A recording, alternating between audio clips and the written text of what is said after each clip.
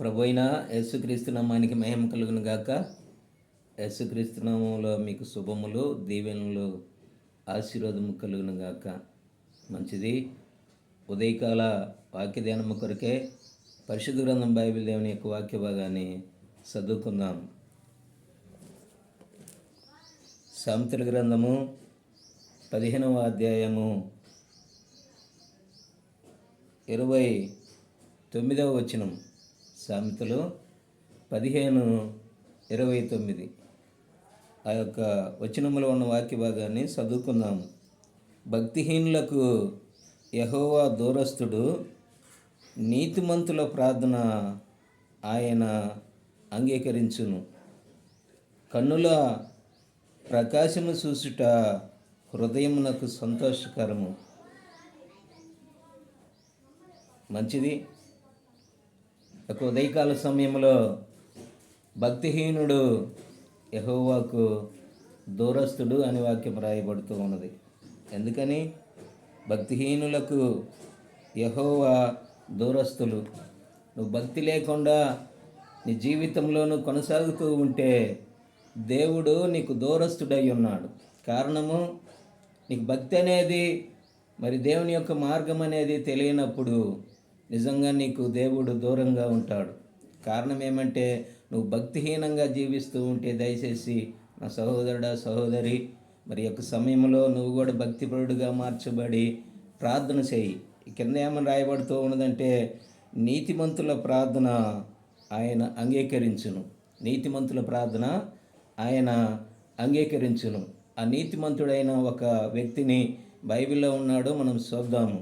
రాజుల గ్రంథము 2వ రాజుల గ్రంథము 20వ అధ్యాయములో వాక్యము రాయబడుతున్న మాట ఇక్కడ హిజ్కియా అనే యొక్క మరి వ్యక్తి కనబడుతూ ఉన్నాడు.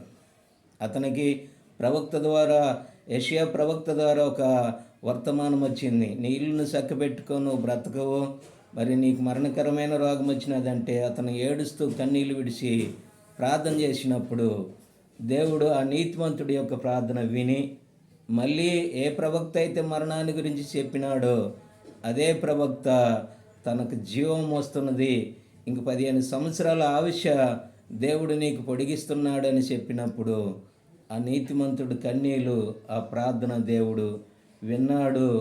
మరి ప్రత్యుత్తరం ఇచ్చి ఆయుష్ని పొడిగింపజేసినాడు. నా సహోదరుడా, సహోదరి, మరి నీవు దేవునికి దూరస్తుడుగా ఉండకుండా, దూరస్తురాలుగా ఉండకుండా, దేవునికి సమీపస్తుడుగా ఉండి నువ్వు ప్రార్థన చేయటము, నీ కుటుంబం గురించి, రక్త సంబంధులు, బంధుమిత్రాదులు, నీ యొక్క ఇరుగువారు పొరుగువారిని గురించి నువ్వు ఎప్పుడైతే ప్రార్థన చేయటం మొదలు పెడతావో అప్పుడు దేవుడు నీ నీతియుక్తమైన ప్రార్థన దేవుడు విని నీకు ఉత్తరం ఇచ్చి నిన్ను, నీ కుటుంబాన్ని 30దంతలు, 60దంతలు, 100 దీవించేవాడుగా ఉంటాడు. దేవుడు వాక్యాన్ని దీవించునుగాక.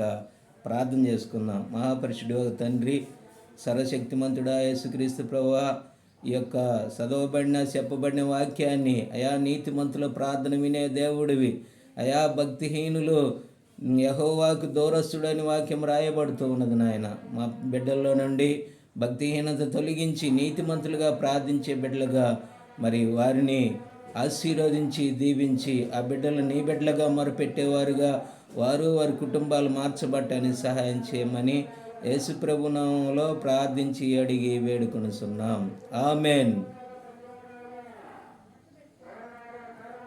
దేవుని బిడ్డలారా, మరి ఈ వీడియోని లైక్ చేయండి, షేర్ చేయండి, మరి అందరికీ పరిచయము చేయండి. ఈ పరిచర్యలో మీరు కూడా బలమైన ప్రార్థన చేసి ఈ పరిచర్యకి మీరు సహకారంగా నిలబడండి. సభ్యజలుగా కూడా మార్చబడండి. దేవుడు మిమ్మల్ని అందరినీ దీవించి బలపరచునుగాక. ఆమెన్.